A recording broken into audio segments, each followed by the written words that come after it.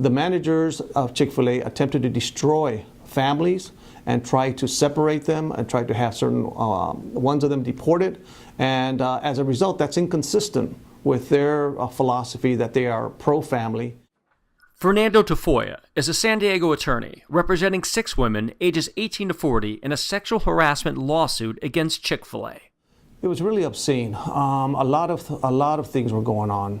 One plaintiff, for example, and this was the most minimal thing that happened, was basically grabbed from her arm, turned around, and was forcibly kissed by the manager. And then from then on, he kept rubbing up against her every time he passed by her.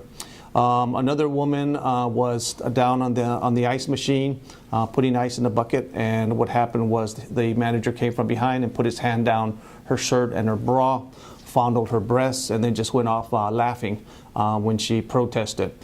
He again continued to harass her as well.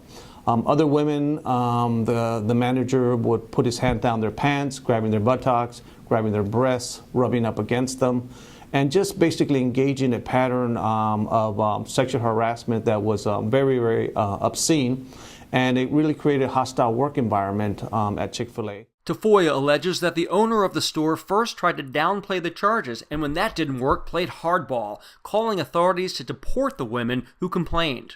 Under the law, they have an obligation to investigate these complaints. That's what the law says. Instead of doing that, what they did was engage in a campaign to try to get rid of some of these women as plaintiffs so that they wouldn't have to bother with them. Tofoya has a message for Chick-fil-A President Dan Cathy. I would tell Dan Cathy the following. Here's a situation where you have loyal employees. You have employees that have very stable family lives, employees that work very hard and appreciate working at Chick-fil-A.